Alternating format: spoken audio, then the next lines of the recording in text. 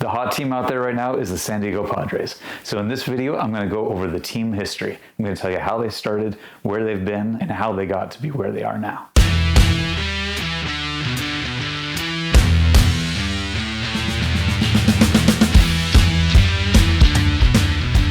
Hey everybody, thanks for joining me on my channel, Brutus on Baseball. This video is episode 3 in a series that I'm doing all about team histories.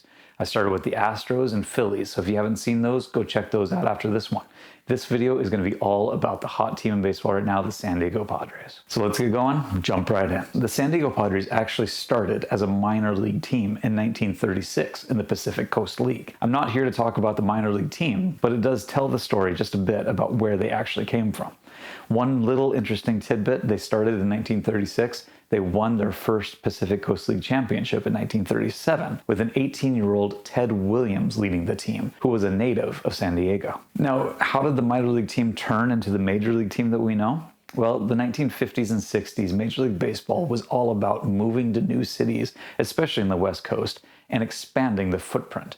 They'd had 8 teams in each league for a long time, but suddenly those leagues were growing. In the 1960s, the two leagues did operate very separately. When the American League decided to add 2 new teams for the 1969 season, the National League had to scramble and do the same just to keep up. They asked for and reviewed bids from new cities in 1967, and they took a vote among the National League owners on who to pick. The unanimous decision was the Montreal Expos, but the San Diego Padres were the number 2 team, and they barely squeaked in, getting one more vote than Buffalo, New York. A lot of the owners at that time wanted to keep the teams on the East Coast because that's where most of the teams were. But San Diego's bid just made too much sense, especially with a lot more teams looking to settle in California. And so, starting with the 1969 season, the Padres were born a major league franchise. They kept the name from the minor league team. Now, where did the Padres name come from? Well, in Spanish, it means fathers. That's pretty straightforward. But the meaning behind the name is actually a nod to the Spanish friars who settled the first mission of San Diego in 1769. Through the Padres' history, they played in only 2 stadiums. The first one was San Diego Stadium, later renamed Jack Murphy Stadium, from 1969 to 2003. And then, of course, Petco Park, where they currently play, which was built in 2004, and they continue to use it to this day. The Padres have not had a lot of historical success for their team. They've only made the postseason 7 times out of 54 total seasons. And out of those 7 times, they made the World Series twice. Once in 1984 and once in 1998. But they're one of only 6 major league teams that still have not been able to win a World Series. Now let's step through the Padres' history just a bit. A San Diego businessman by the name of C. Arnholt Smith was the owner of the PCL San Diego Padres in the 1960s. When the opportunity for expansion came along, he put a bid together that included bringing in the general manager from the Dodgers at the time, Buzzy Bavasi, who actually had the support of Walter O'Malley from the Los Angeles Dodgers. Putting those 2 guys together is what actually made the decision better and easier for Major League Baseball to put the expansion franchise in San Diego.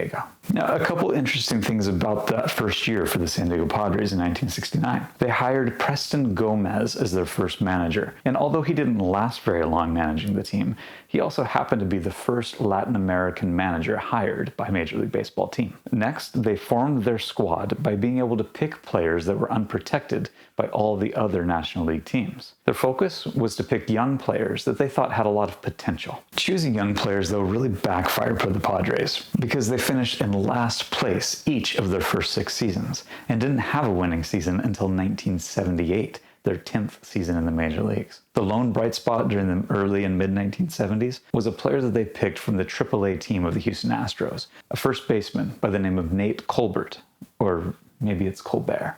Anyway, he was a good pick, and he became a decent major league player as well. And he still holds the team record for most home runs. Because of all the losing in the 1970s, that was also a time period of massive turmoil for the Padres. Even though they were a brand new team, there was constant rumors of the team being moved to a new city, like Washington, D.C., Toronto, New Orleans, or even Seattle. Smith had no choice. He was in over his head, and he had to sell the team. But he really wanted to keep it in San Diego if he had the choice. By 1974, he had found a new buyer in the McDonald's founder, Ray Kroc. Kroc vowed to keep the team in San Diego, which was a great win for everybody involved. and he turned out to really support the team. The Padres' future started to look brighter, starting with the drafting of Dave Winfield in 1974, a future Hall of Famer, and Kroc deciding to really dive in heavily into the brand new free agency, starting with negotiations with Catfish Hunter. They almost got him, even though he ended up going to the Yankees in the end. They traded for a Willie McCovey at the end of his career, and eventually they landed stars like Gene Tennis and Raleigh Fingers in free agency. Throughout the late 1970s, Kroc continued to invest heavily into the team. He tried to get Gaylord Perry and Greg Nettles and Joe Morgan in free agency,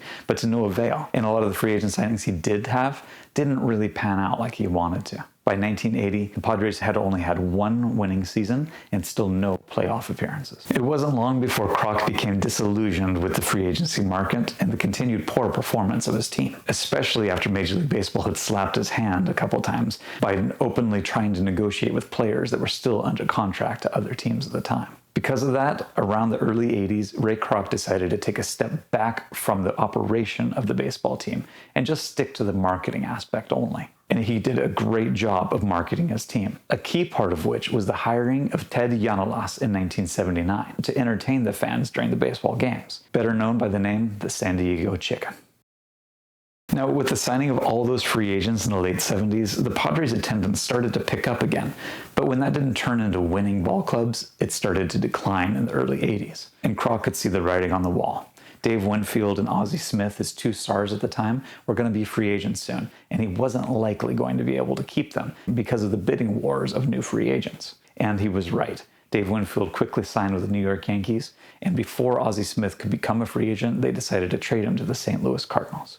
As a result, the early 80s Padres went young again, including the debut of a young Tony Gwynn in late 1982, a guy that would be known as Mr. Padre, who would play for the team for his entire career and would be the best player in their team history. As the team started to pick up some momentum again, Ray Kroc jumped back into the free agency part of things, leading into the 1984 season. He stole Steve Garvey away from the Los Angeles Dodgers just up the highway, and he took Goose Gossage from the New York Yankees as well. But Ray Kroc would pass away in January of 1984 before he could see that team get on the field together. The Padres still responded though. In 1984 was one of their best seasons. They made the playoffs for the first time in team history and also made it all the way to the World Series in Ray Kroc's honor, although they did lose to the Detroit Tigers that year. The team would be taken over by Ray Kroc's widow, Joan Kroc, but under her supervision, the magic of 1984 just couldn't be reproduced, and they slowly declined again until 1987. At that point, Joan Kroc decided it was time to start looking at selling the team. And she was able to find somebody leading into the 1990 season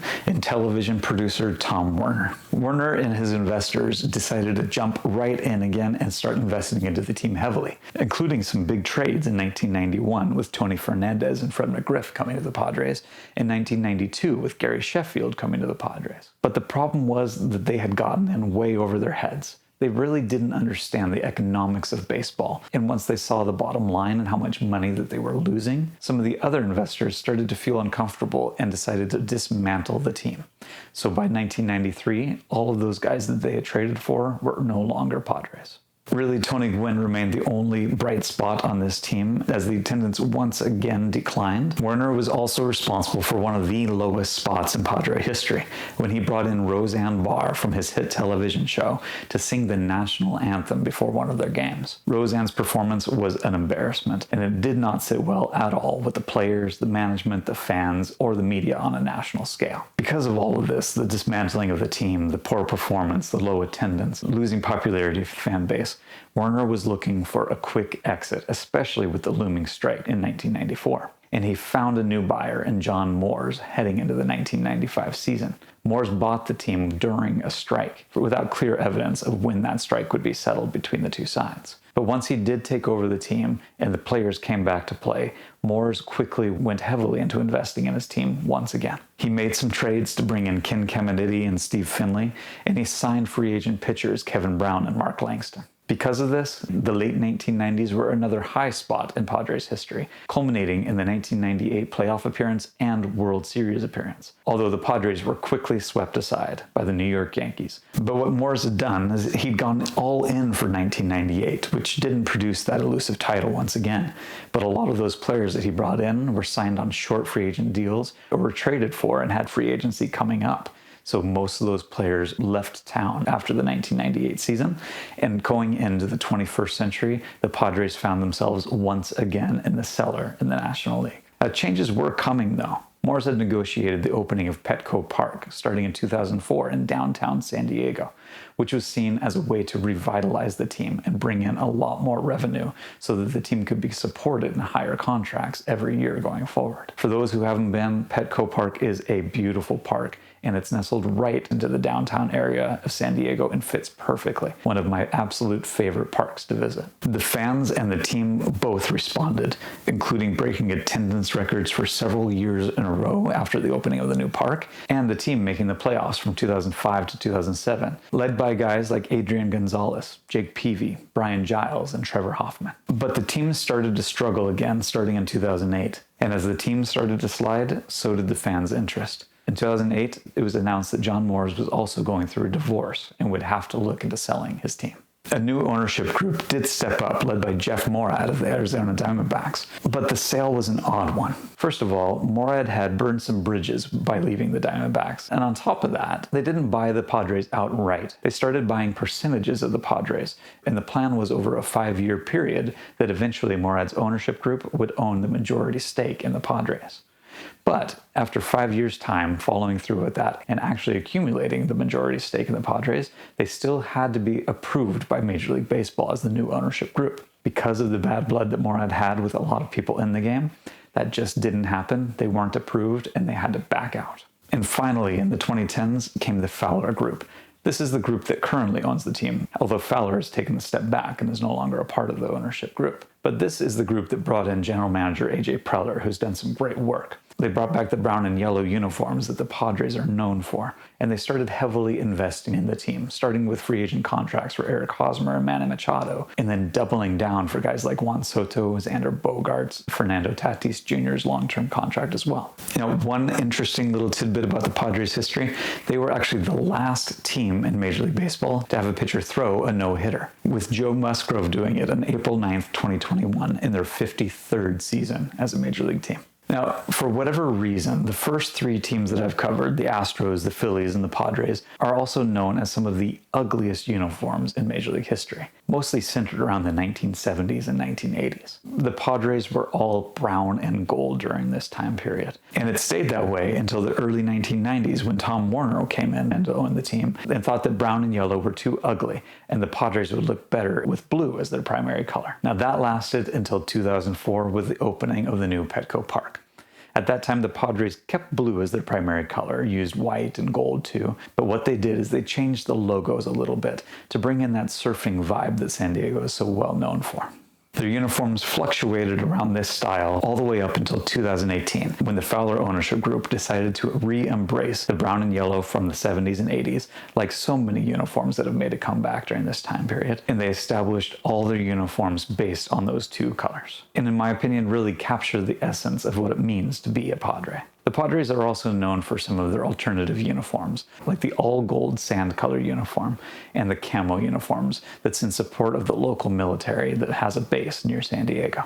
If you followed along with all that, you would know that the Padres' success has been fairly limited, starting with that short span in the mid-1980s, led by guys like Tony Gwynn, Steve Garvey, and Greg Nettles, and then not again really until the late 1990s, led by Tony Gwynn, Ken Caminiti, Steve Finley, and 1 year of Kevin Brown. And then again in the mid-2000s, led by guys like Adrian Gonzalez, Brian Giles, Trevor Hoffman, and Jake Peavy. And then the current team that's been successful ever since about 2020 with superstar players like Manny Machado, Juan Soto, Fernando Tatis Jr., and Xander Bogaerts. We'll see what they can do in the coming years, but they are definitely one of the heavy favorites going forward for the next 5 years or so in the National League. There are 13 players currently in the Hall of Fame that played for the Padres at one time or another during their careers. However, there's only 3 of those players that are in the Hall of Fame wearing a Padres cap. Tony Gwynn, Dave Winfield, and Trevor Hoffman. The rest of those Hall of Famers played for the Padres only for short periods of time, either at the beginning of their careers, like Roberto Alomar and Ozzie Smith, or at the very end of their careers, like Willie McCovey, Ricky Henderson, Greg Maddux, Mike Piazza, and Gaylord Perry. Now, several of their current players have a great opportunity to make the Hall of Fame, probably wearing a San Diego Padres hat. And it's because of a mix of pure talent and long-term contracts that have no trade clauses as part of them. Obviously, this is led by Manny Machado, who in my opinion is, for a 30-year-old, one of the locks for the Hall of Fame if he just keeps playing a couple more years. And that's followed by much younger guys. The talent level of a guy like Fernando Tatis Jr. means that he has a chance of having a Hall of Fame caliber career. We'll just have to see how he performs over time and how he's seen by the fan base, and whether people forget about his 2022 season or not. Other guys like Xander Bogaerts, he's a great player. If he keeps producing, he could end up there too. And we'll see what they do with Juan Soto and whether they're able to lock him into a long-term contract. With the way that the Padres are wheeling and dealing these last few years, my gut tells me they're going to do everything that they can to keep him in a Padre uniform. Now, the best players in Padre history, it's actually quite a barren list for a team that's been around for 54 seasons. There just haven't been a lot of really great players that have stayed on the Padres team for a long period of time. The best player in team history is obviously Mr. Padre himself and a Hall of Famer, Tony Gwynn.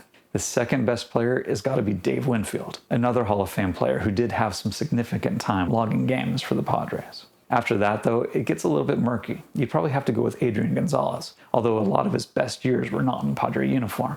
And then probably current player Manny Machado would be up there too, even though he's only been playing for them for a handful of years. Now, I really struggled with who I would put at number 5 on this list. It could go to any number of players, and you can let me know in the comments who you think it should be. But it could be guys like Brian Giles, Ken Caminiti, Gene Tennis, or maybe even Nate Colbert. Now, the list of the 5 best pitchers in Padres history is even worse. It starts with Trevor Hoffman. If you have a relief pitcher at the top of your best pitchers in history list, you're probably in trouble. He was a great relief pitcher, but his WAR number of about 27 is higher than any other Padre pitcher in the history of the team. Close second to him is Jake Peavy, who had some really dominant years for the Padres in the mid-2000s, but he just didn't stick around long enough with the team or in Major League Baseball as a whole. He fell off pretty quickly because of injuries after leaving the Padres. After that, I put Andy Ashby as the number 3 from the 1990s and Randy Jones from the 1970s, who had some really great years but just didn't have longevity. The number 5 pitcher I really struggled with, but I'd probably put Kevin Brown. Even though he only played 1 year for the Padres, it was a very dominant season. I could also hear an argument for a current pitcher like Joe Musgrove, but we'll have to see how he does over the next couple years and whether he can stay healthy or not. Ladies and gentlemen, that's your Padres history.